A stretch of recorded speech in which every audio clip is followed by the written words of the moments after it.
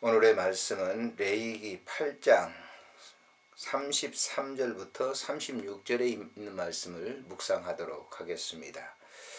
위임식은 이래 동안 행하나니 위임식이 끝나는 날까지 이래 동안은 회막문에 나가지 말라. 오늘 행한 것은 여호와께서 너희를 위하여 속죄하게 하시려고 명령하신 것이니 너희는 7주야를 회막문에 머물면서 여호와께서 지키라고 하신 것을 지키라. 그리하면 사망을 면하리라. 내가 이같이 명령을 받았느니라.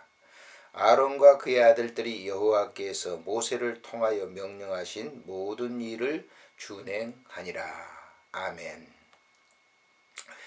레위기 8장은 제사장들의 위임식에 대한 말씀을 소개하고 있습니다.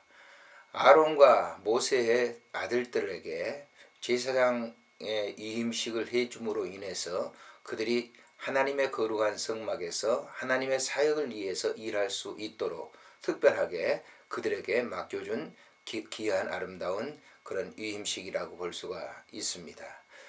위임식은 일반적인 사람과 다르게 하나님께서 성별된 거룩한 성직자로의 부름이기 때문에 특별하게 그 사역을 그들에게 맡겨주셔서 평생 동안을 그 사역을 위임케 하셨다라고 하는 점이죠. 예수님께서도 그 12제자를 부르시고 그들에게 양무리를 맡겨주셨던 것을 요한복음 21장에서 소개하고 있습니다. 그래서 하나님의 거룩한 백성들을 양으로 비유해서 그 양들을 이 제자들에게 맡겨줌으로 인해서 그 사역을 감당하도록 했던 것을 볼 수가 있죠. 이러한 것은 이미 구약 성경에서 모세와 아론을 통해서 그 자녀들에게 이임식을 해줌으로 인해서 이임식해 해줌으로 인해서 그 거룩한 백성들을 위해서 하나님의 거룩한 성역을 담당하도록 했다. 그래서 본장에 보시게 되면 이 이임식의 과정을 쭉 설명을 합니다마는 1절부터 5절에 있는 말씀을 보면 회중 앞에 회중들을 성막 앞에 모이게 합니다. 1절부터 5절에 있는 말씀에 그것은 모세가 자기 생각대로 하는 것이 아니라 1절에 있는 이 말씀을 보시면 이렇게 돼 있죠.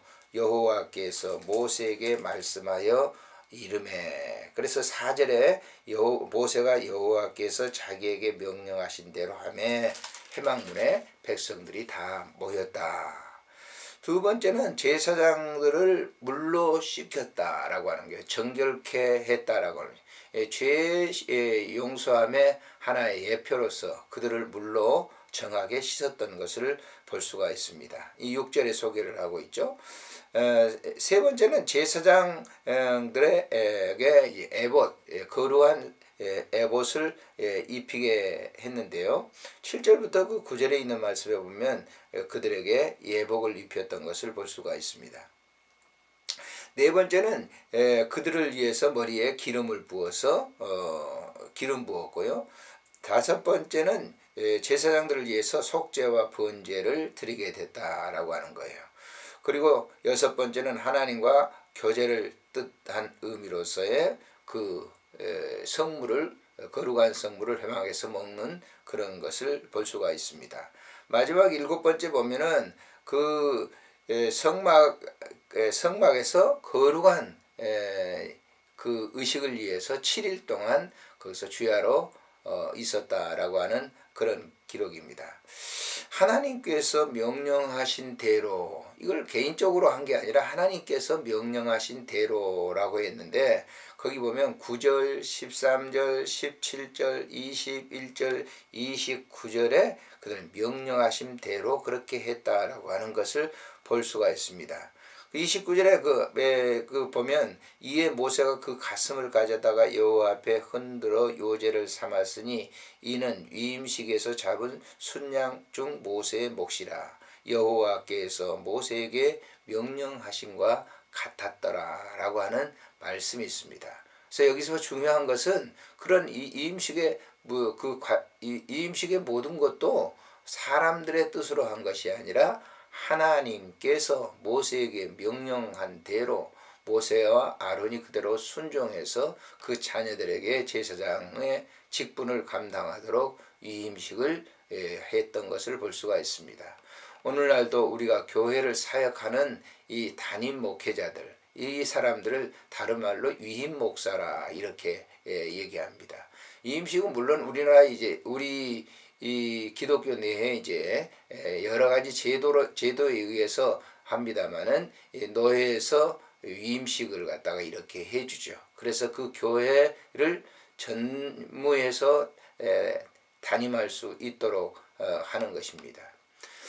오늘날 그 맡겨준 그러한 성직자들이 그 성직을 위해서 평생 동안 그 하나님의 성역을 감당하게 하는 것이 바로 이 절대적인 그러한 그 하나님의 말씀에 의해서 명령에 의해서 된 것이다라고 하는 거예요. 오늘날 목회자들도 그냥 된 게 아니죠. 하나님의 부름을 통해서 전폭적으로 그 사역을 갖다가 담당하게 되는데 이러한 이 거룩한 영적 의미의 예식이 없다고 하면 그 사역을 감당할 수가 없는 거죠.